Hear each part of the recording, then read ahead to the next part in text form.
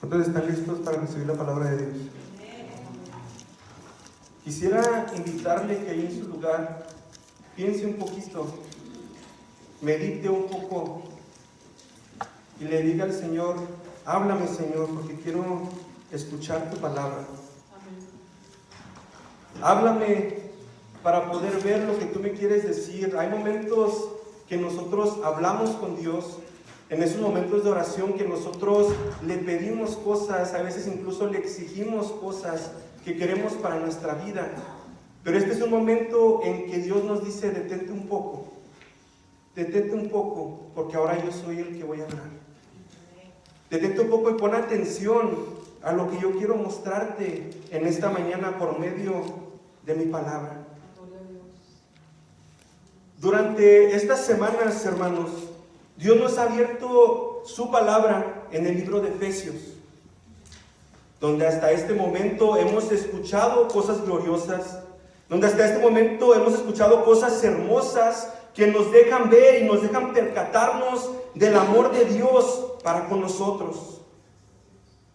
Veíamos que nosotros somos unos viles pecadores, que todos nosotros los que ahorita ya nos consideramos cristianos merecíamos la justa ira de Dios por causa de nuestros pecados. Y a pesar de todo esto, Dios puso su mirada en nosotros y nos salvó. También Dios nos mostraba que somos bendecidos con toda bendición espiritual, que fuimos escogidos, redimidos, hechos herederos y sellados con el Espíritu Santo. Dios nos dio vida juntamente con Cristo. Por eso mirábamos que su palabra nos decía la semana pasada que por gracia sois salvos, que tenemos el favor que no merecíamos de parte de Dios. Y si recordamos, hermanos, también la semana pasada Dios nos estaba diciendo: ahora ustedes son mi pueblo, ahora ustedes son mi iglesia. Antes eran gentiles, antes eran incircuncisos, antes ustedes no podían gozar de la promesa de Dios, pero ahora por el amor de Dios, porque nos valora altamente, es que fue capaz de dar a Cristo Jesús en la cruz. Ahora también nosotros nos podemos llamar sus hijos y nos podremos llamar el pueblo de Dios, la iglesia de Cristo. Y en Efesios capítulos 1 al 3 encontramos tantas expresiones tan hermosas. Y al final del capítulo 3, si nos acordamos de la semana pasada, y si no, pues ahí lo puede ver en su Biblia, el apóstol Pablo dice, y él dobla sus rodillas. El apóstol Pablo dobla sus rodillas y él ora. Y él tiene un ruego por nosotros, la iglesia de Cristo. Ese ruego es que seamos fortalecidos por el Espíritu Santo, que la vida de Cristo se manifieste en nosotros, que conozcamos el amor de Cristo en nuestras vidas. Ahora, después de esta grande oración que hace el apóstol Pablo por nosotros, los que ahora ya somos la iglesia de Cristo, ahora el apóstol Pablo nos exhorta. Ahora el apóstol Pablo nos llama en amor. Y ya para no mencionar todo lo que ya había mencionado al principio, en resumen, nosotros que no merecíamos nada, hemos recibido la gracia de Dios en Cristo Jesús. ¿Cuántos pueden decir amén? Amén. Hermanos, al nosotros decir amén, lo que estamos diciendo es: así es, así es. Es verdad que yo no merecía nada. Cuando yo digo amén a esto, yo estoy diciendo: yo no merecía nada. Yo reconozco que no merecía nada. Estoy diciendo que yo así lo creo. Entonces a ti, cristiano, a ti, creyente en todo lo que ya mencionamos, la palabra de Dios el día de hoy te exhorta a preservar, a fortalecer y desarrollar la unidad. Este es el tema de hoy que Dios nos brinda a nosotros, que es lo que Dios nos está diciendo a nosotros. Esto es lo que Él quiere de nosotros en este día, y dice, nos está llamando a una exhortación a preservar, a fortalecer y desarrollar la unidad. Si vemos en Efesios 4, 1 al 6, nos lo van a poner aquí arriba. Y me ayuda a leerlo, por favor. Dice así: yo pues... presto en el Señor, os ruego que anuléis como es digno de la vocación con que fuisteis llamados, con toda humildad y mansedumbre, soportándoos con paciencia los unos a los otros en amor, solícitos en guardar la unidad del Espíritu en el vínculo de la paz. un cuerpo, Como fuisteis también llamados en una misma esperanza de vuestra vocación, un Señor, una fe, un bautismo, un Dios y un Padre de todos, el cual es sobre todos y por todos y en todos. amén. Como siempre vamos a analizar el pasaje, vamos a entrar a fondo y analizar cada cosa parte por parte para así poder sacarle el mayor provecho posible. Quisiera mencionar de entrada, hermanos, que es Dios quien establece la unidad de la iglesia. Es Dios quien establece la unidad de la iglesia. No somos nosotros los miembros de la iglesia a quien se nos ocurrió, deberíamos unirnos como gente, hacer un grupo. No somos nosotros los que decidimos, deberíamos llevárnosla bien. No somos nosotros los que decidimos, hay que vivir en unidad. Sino que es Dios mismo, el Espíritu Santo, el autor de la unidad. Y vamos a verlo en la palabra de Dios, si vemos nada más del versículo 4 al 6, y me ayuda a leerlo, por favor. Un cuerpo y un espíritu, como fuisteis también llamados en una misma esperanza de vuestra vocación. Un Señor, una fe, un bautismo, un Dios y Padre de todos, el cual es sobre todos y por todos y en todos. Dice la palabra de Dios, un cuerpo y un espíritu, como fuisteis también llamados en una misma esperanza de vuestra vocación, un Señor, una fe, un bautismo, un Dios y Padre de todo, el cual es sobre todos y por todos y en todos, dice la palabra de Dios. Y hermanos, es Dios, el Espíritu Santo, quien ha creado, quien ha logrado la unidad de la iglesia. Por eso es que leemos en su palabra, por eso es que se los estoy mostrando ahorita para que nosotros veamos. Y te pregunto, ¿qué nos une de acuerdo a la palabra de Dios? ¿Qué nos une? Y la palabra de Dios nos responde, nos une un cuerpo. Somos constituidos un cuerpo y se refiere a todos nosotros los que estamos aquí presentes, todos los creyentes. Dice un espíritu, refiriéndose al Espíritu Santo que nos bautizó, quien nos movió para que así nosotros pudiéramos llegar a creer. Y el Espíritu Santo que habita en mí es el mismo que habita en cada uno de nosotros, hermanos. Una misma esperanza.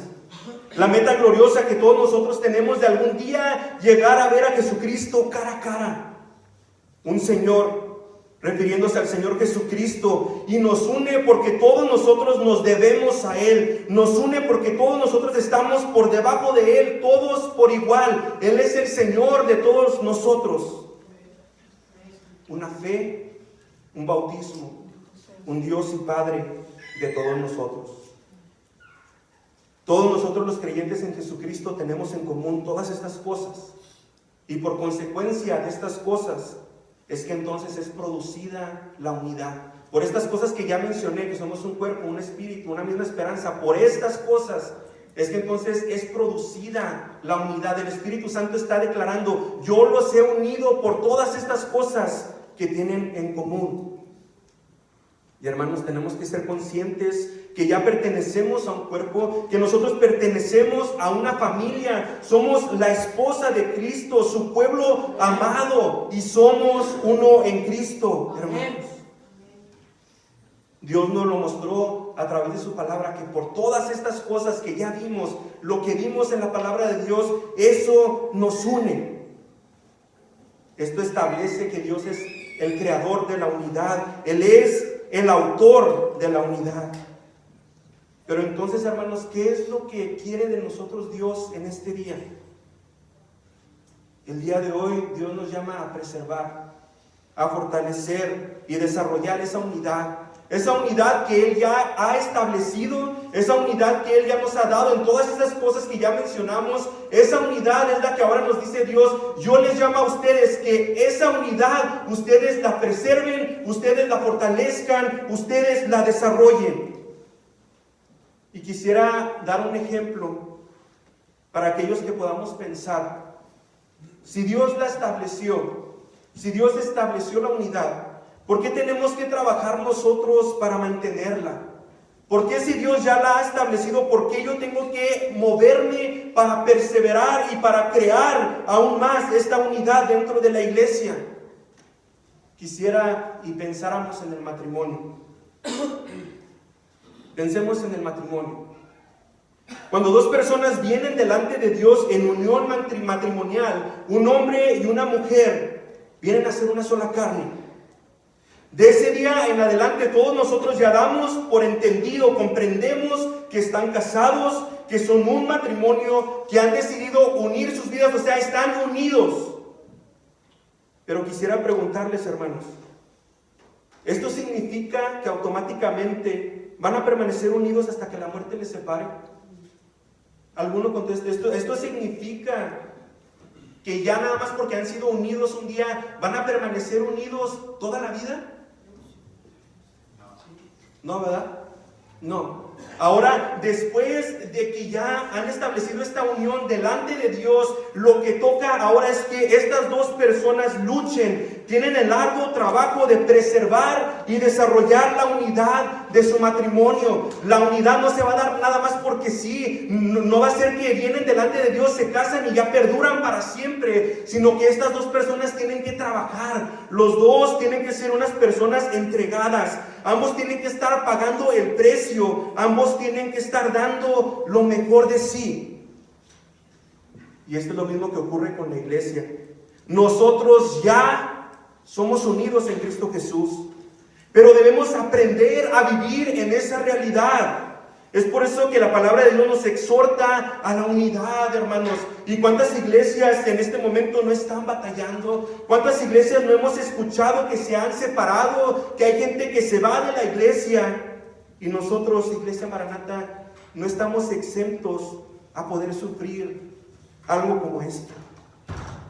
Por eso Dios nos quiere mostrar, y es a través de su palabra y no de ideas propias, que nos dice que debemos preservar, que debemos fortalecer y desarrollar la unidad dentro de nuestra iglesia. Ahora la pregunta es ¿cómo? ¿Cómo yo lograré preservar la unidad dentro de la iglesia? Viviendo una vida que sea digna del llamamiento que hemos recibido. Vamos a verlo en Efesios 4:1. Efesios 4:1 dice de la siguiente manera: yo pues, preso en el Señor, os ruego que andéis como es digno de la vocación con que fuisteis llamados. Yo pues, preso en el Señor, os ruego que andéis como es digno de la vocación con que fuisteis llamados. En el inicio de este versículo, hermanos, el apóstol Pablo dice, yo pues, aquí haciendo referencia a todo lo que ya había hablado en los primeros capítulos de Efesios. Por todo eso que ya les dije, dice el apóstol Pablo, es que ahora les pido que andemos como es digno de nuestra salvación. Os ruego que andéis como es digno de la vocación con que fuisteis llamados. Cuando leemos este versículo, automáticamente debemos de notar que si hay una manera digna, nos están llamando a vivir en una manera digna, quiere decir que también podemos andar indignamente. Y es por eso que el apóstol Pablo nos urge, nos llama con un corazón dolido y le preocupa, de todo corazón nos dice y nos llama a que vivamos dignamente, que vivamos tal cual un hijo de Dios debe de vivir, que vivamos de un estilo, que vivamos de una manera, que vivamos de una forma que ha sido conformada por Cristo Jesús. Otra vez, que vivamos como es digno del llamamiento que hemos recibido, dice la palabra de Dios. Para ponérnosla más simple o en palabras más simples, nos está diciendo que vivamos eso que nosotros decimos creer, que vivamos eso que nosotros decimos creer, que vivamos conforme a nuestra creencia en Cristo. Recordemos, hermanos, que nosotros estábamos muertos y es en Cristo en quien tenemos vida. Él vive dentro de nosotros. Él vive dentro de nosotros. Así que, hermanos, Dios nos invita, vive tu llamado. Vive tu llamado como una persona en la que habita Cristo. Ahora, hermanos, no tenemos nosotros que estar infiriendo, inventando, cómo vamos a vivir esa vida dignamente, sino que Dios nos dice, Dios nos traza cómo debe ser la conducta de la iglesia de Cristo. Dios nos dice cómo debe de ser en específico tu conducta. Tú que eres la iglesia de Cristo, Dios te dice cómo debes de comportarte. Y vuelvo a recordarnos que hoy Dios nos llama a la unidad en Cristo Jesús. En estos versículos que vamos a estar leyendo, vamos a encontrar las características de la unidad de la iglesia. Y les digo, ¿cómo lograremos vivir dignamente como la iglesia de Cristo? ¿Cómo lograremos preservar, fortalecer y desarrollar la unidad de la iglesia? Porque les decía, ese es el tema de hoy. Eso es lo que Dios quiere de nosotros, que nosotros logremos preservar, fortalecer y desarrollar la unidad de la iglesia. Y entonces Dios, por medio de su palabra, nos va a mostrar cómo lo vamos a hacer. En Efesios 4:2, si me ayudan a leerlo.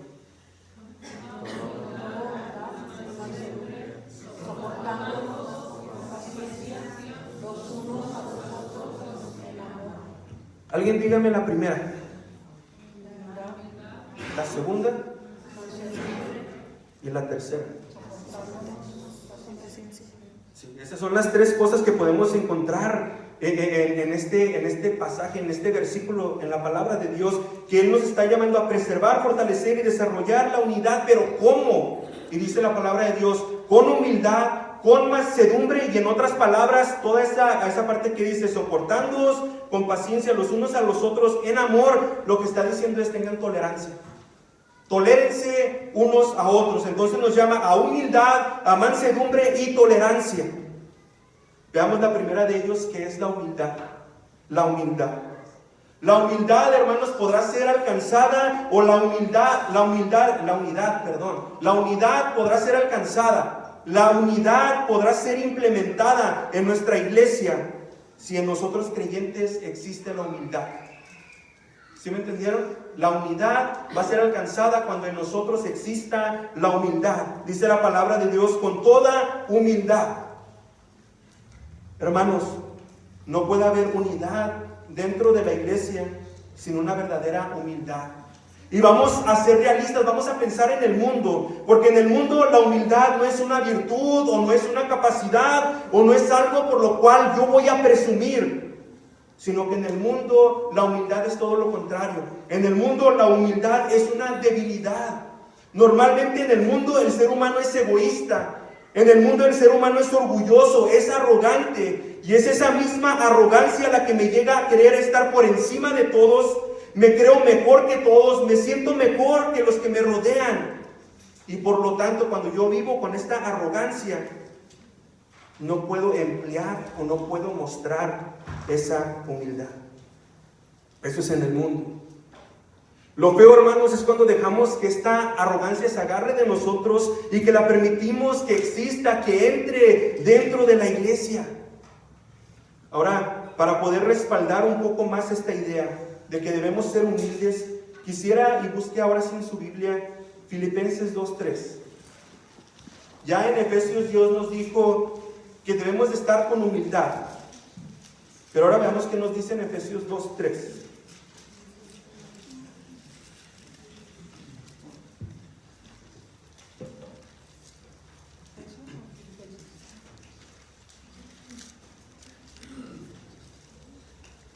Si cuando lo tiene dice amén. Filipenses 2:3. Vamos a dejar un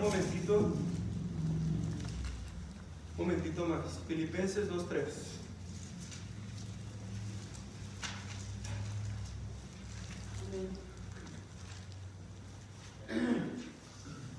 Y si me ayudan a leerlo, por favor, para no cansarme tanto. Nada hagáis por contienda o por vanagloria,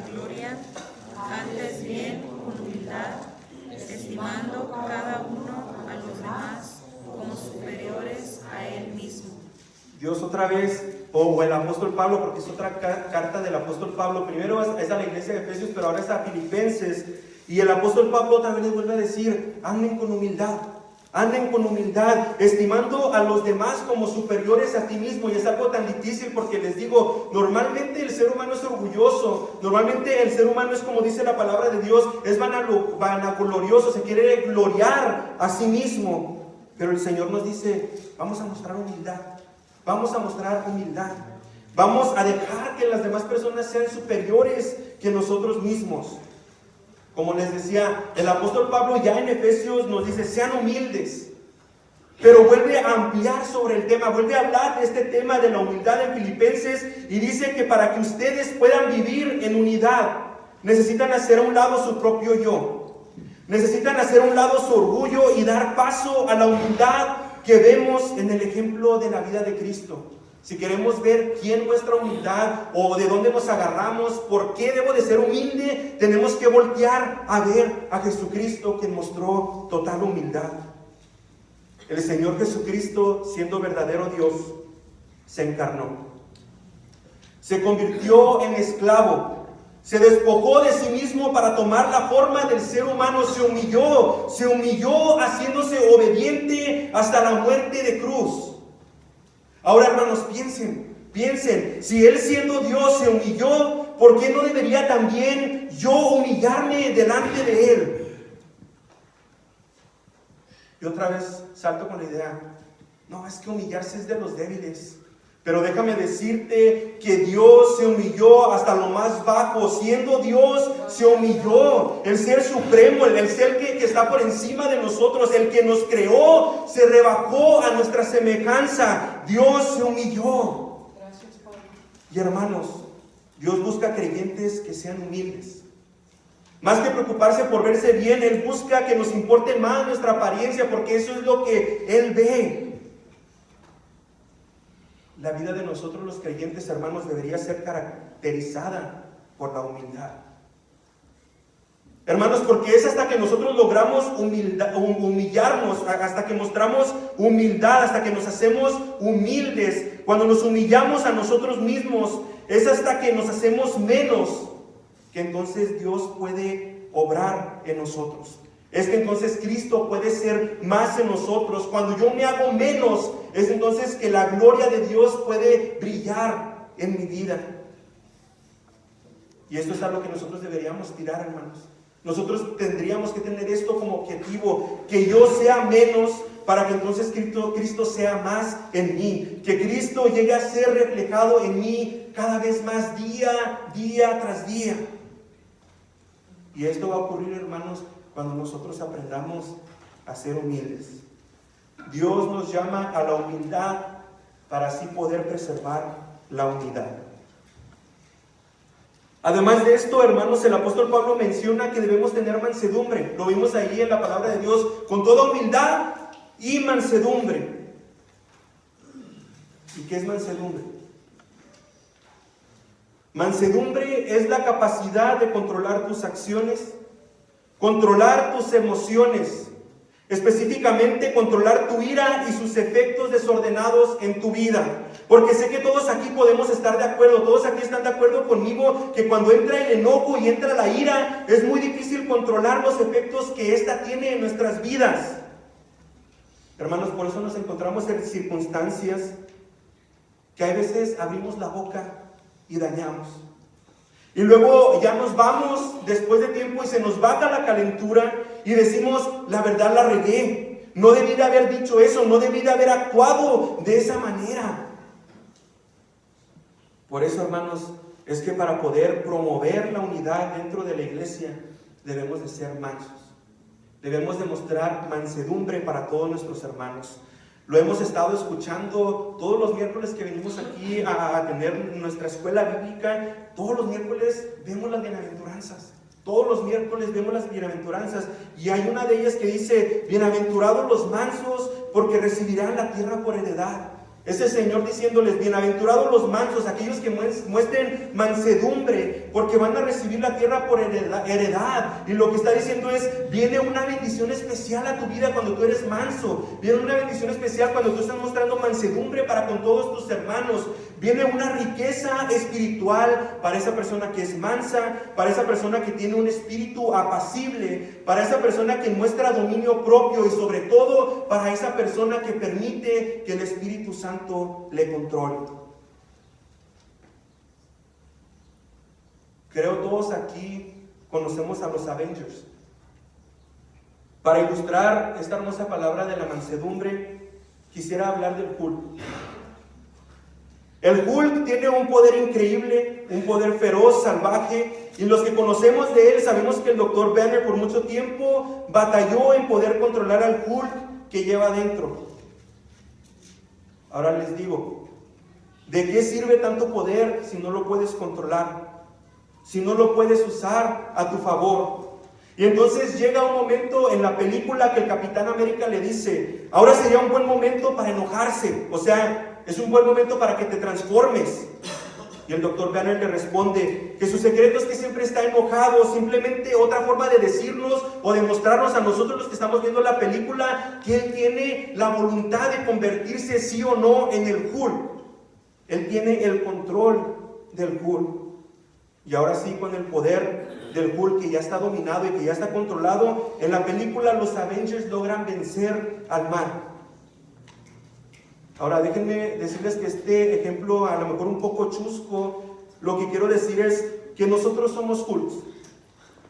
Nosotros llevamos el Hulk dentro. Y es la verdad, es sí que nosotros todos nos parecemos al Hulk porque nosotros poseemos el carácter, nosotros poseemos las emociones que pueden explotar y dañar y dividir y causar disensión. Pero cuando logramos tener dominio propio, cuando nos dejamos dominar por el Espíritu Santo, entonces podemos mostrar esa mansedumbre que resolvería muchos conflictos que ocurren aquí dentro de la iglesia. Hay tantos problemas, tantas disensiones, tantas divisiones que ocurren dentro de la iglesia de Cristo. ¿Y cómo pudiéramos ponerle un alto a estas divisiones si nosotros nos mostramos mansedumbre? Si nosotros somos mansos y humildes para con nuestros hermanos. El apóstol Pablo, en ese mismo versículo, al final de Efesios 4:2, dice que para que pueda desarrollarse la unidad en la iglesia de Cristo, también debe de existir en nosotros tolerancia. Debe de existir en nosotros tolerancia. La palabra de Dios nos llama a ser tolerantes los unos con los otros. Veamos el versículo 2 y léalo conmigo, por favor. Con toda humildad,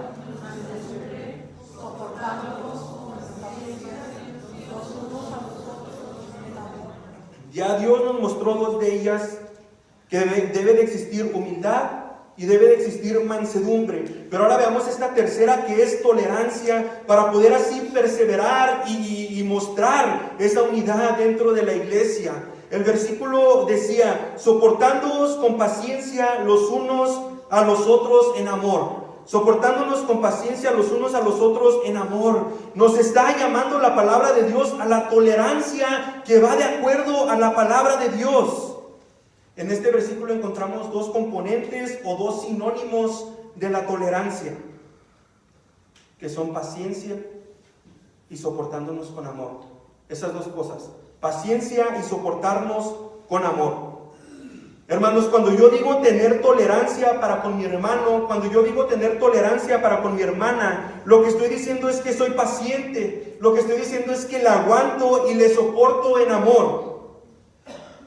Hermanos, es muy importante que recordemos, es muy importante que hagamos conciencia que fue Dios paciente primero conmigo. Amén. Dios me soportó con amor primero a mí. Y al recordar esto, al hacer conciencia y pensar en esto, hermanos, entonces deberíamos de ser movidos a también nosotros actuar, a nosotros también mostrar esa misericordia que fue mostrado a nosotros en un día cuando recibimos a Cristo Jesús, y esa misericordia que es mostrada a nosotros día tras día, porque seguimos siendo imperfectos, porque seguimos siendo unos viles pecadores. Si me ayuda a buscar Nehemías 9:17.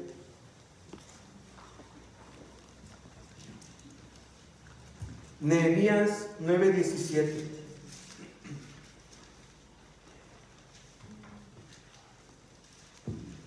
Nehemías 9:17.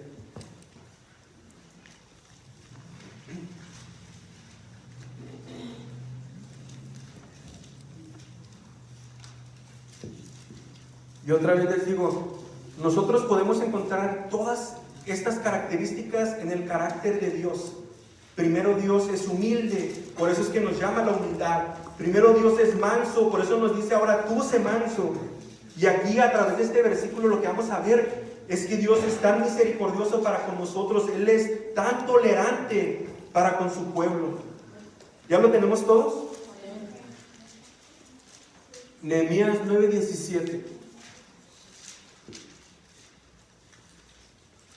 Y los que tienen voz fuerte, si me ayudan a leerlo juntos, por favor. ¿Cómo dice? No quisieron oír, ni se acordaron de tus maravillas que habías hecho con ellos. Antes endurecieron sus pies y en su rebelión pensaron poner cautivo para volverse a su servidumbre. Pero tú eres Dios que perdonas, clemente y piadoso, tardo para la ira y grande misericordia, porque no nos abandonaste. Ahí al final son palabras tan hermosas que vemos el amor de Dios para con su pueblo. Y dice, pero tú eres Dios que perdonas, clemente y piadoso, tardo para la ira y grande en misericordia, porque no los abandonaste. Si leemos un poquito atrás en esta historia, primero el profeta Nehemías les está diciendo que Dios liberó al pueblo de Egipto, les dio pan del cielo, sacó agua de la peña, les entregó la tierra prometida. Y aún a pesar de todas estas cosas que vieron, que vieron los milagros fortuosos del Señor, aún así ellos fueron soberbios, ellos fueron desobedientes, fueron necios y hasta fueron malagradecidos después de que fueron liberados de Egipto, de la esclavitud. Y ahora es por eso que da esa declaración tan hermosa, que dice que a pesar de todo esto, Dios fue paciente y amoroso con su pueblo. El ejemplo de Dios es el mismo que nos debe de mover a nosotros, hermanos, para ser pacientes los unos con los otros, para soportarnos en amor, para tolerarnos como hermanos. Y hermanos, tenemos que ser realistas y pensar, a lo mejor en algún momento un hermano me ofendió. A lo mejor dijo algo de mí que no era verdad. A lo mejor sí actuó en contra de mí. Pero Dios nos muestra a través de su palabra, el pueblo de Dios también actuó en contra de Dios. Y aún así Dios fue un Dios piadoso, clemente, misericordioso, paciente.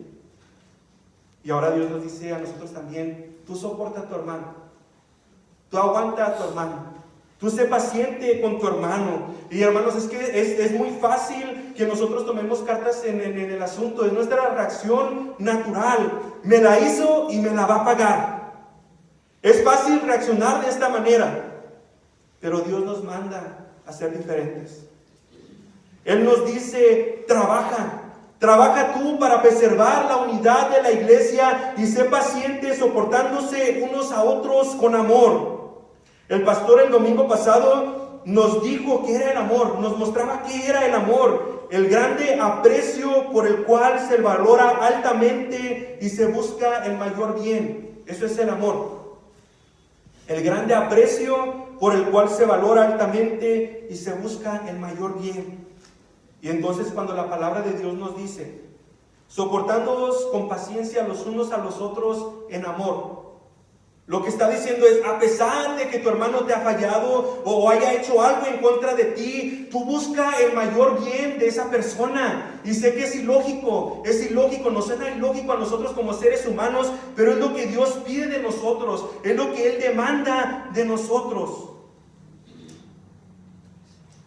Tú busca el mayor bien de esa persona. Es así como vamos a matar las artimañas del diablo. Si una persona me hace mal y yo respondo con mal, lo que está pasando, hermanos, es que le estoy dando armas al diablo para que siga teniendo control de la situación. Le estoy dando armas al diablo para que siga causando conflictos dentro de la iglesia. Pero si aprendiéramos a responder, hermanos, de la manera que Dios quiere que yo responda, soportando a mi hermano con amor, entonces le pondremos un hasta aquí al diablo. Le pondremos un estate quieto al diablo. Hagan de cuenta que Dios nos está diciendo, sí, yo sé, yo reconozco que tú no tienes la culpa, pero be the bigger man o be the bigger woman, sé la persona grande en este conflicto. Recuerda que yo soy un Dios justo. Y nos dice Dios, no nos venguemos nosotros mismos, sino que busca la paz, porque escrito está, hermanos, mía es la venganza, yo pagaré, dice el Señor en Romanos 12:19. No permitamos entonces que el mal siga prevaleciendo. No permitamos que el diablo se siga moviendo dentro de nuestra iglesia, causando división, causando conflictos, separándonos de la unidad que Dios ha establecido. No peleemos mal con mal, sino que peleemos contra Satanás con el bien. Soportémonos con paciencia los unos a los otros en amor, dice el Señor, y así la unidad prevalecerá en Maranatha. Ya para terminar, hermanos, Dios nos mostró por medio de su palabra que ustedes son un cuerpo, una familia, son mi pueblo amado, dice el Señor. Y vimos las cosas que nos unen: un espíritu, una esperanza, un Señor, una fe, un bautismo, un Dios y Padre. Nos decía, ustedes ya son uno en Cristo. Así que ahora vivan en esa unidad. Ya son uno en Cristo, ahora vivan en esa unidad. ¿Y cómo lo vamos a hacer? Con toda humildad, con mansedumbre y tolerancia. Pero ahora quiero que veamos que sí es Dios quien quiere que nosotros guardemos esa unidad dentro de la iglesia. El apóstol Pablo sigue adelante a dar esta conclusión en Efesios 4:3. Es Dios hablando y nos dice así, hermanos: solícitos en guardar la unidad del Espíritu en el vínculo de la paz. Solícitos en guardar la unidad del Espíritu en el vínculo de la paz. En este versículo lo que está pasando es Dios llamándote y diciéndote, date cuenta, está atento, procura, o sea, tú ponte en acción. Dice tú, no la otra persona, sé tú quien guarde la unidad de la iglesia. Solícitos en guardar la unidad, dice la palabra de Dios. Dios nos llama a cada uno de nosotros, iglesia de Cristo, y te dice, esfuérzate tú por guardar la unidad. Conservemos la unidad que ya ha sido establecida o que ya ha sido lograda por el Espíritu Santo. Hermanos, debemos demostrar un celo verdadero, un celo ardiente por la iglesia de Cristo y saber que depende de nosotros que la unidad de la iglesia pueda ser preservada. Está en nuestras manos, hermanos. Nosotros podemos decidir hacerle caso al diablo, quien quiere acabar con la iglesia. O puedo decir en este día, yo voy a escuchar a Dios y voy a luchar por la unidad de la iglesia Maranatha. No importa si mi hermano o mi hermana lo hagan.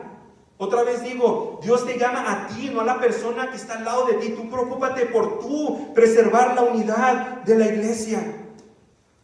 No importa si me han lastimado, si me han herido, si han hecho algo en contra de mí, yo buscaré la unidad de la iglesia, hermanos. Dios nos llama a que echemos fuera toda arrogancia, que echemos fuera todo orgullo, que echemos fuera el egoísmo, porque estas tres cosas son del diablo. Y es la manera en que el diablo actúa, es lo que él está haciendo, echando estas cosas, orgullo, arrogancia, dentro de la iglesia, para que entonces la iglesia pueda ser dividida y acabar con esa unidad. Hermanos, de esta manera actúa el diablo y quiere influenciar nuestra mente para poder llegar a dividir nuestra iglesia. Pero les tengo que decir lo que dice la palabra de Dios: mayor es el que está en nosotros, hermanos. Amén. Mayor es el que está en nosotros, hermanos. Podrá el diablo estar aquí influenciando y trabajando en nuestras mentes, pero mayor es el que ya está en mí. ¿Cuántos pueden decir amén? Ese Dios que mora en ti, mayor es el que está en ti. Ese Dios es el autor de la unidad.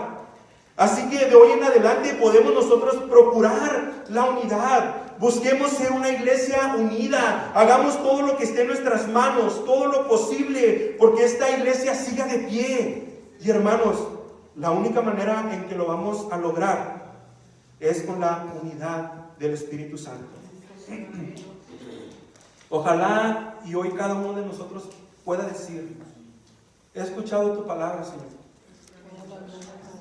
Lo leí, lo vi. No era el pastor hablando y mostrándonos su propia opinión, sino que lo vimos específicamente dentro de la palabra de Dios. Que hoy podamos llegar a decir: yo hoy decido, de hoy en adelante, yo me voy a esforzar por preservar, por fortalecer y desarrollar la unidad aquí en Maranata. Les vuelvo a repetir, hermanos, el diablo anda suelto como león rugiente buscando a quién se va a devorar, a quién de nosotros de la iglesia va a hacer caer, a quién de nosotros de la iglesia va a usar para causar la división dentro de la iglesia, y pudiera ser tú si prestas atención a lo que el diablo te está diciendo.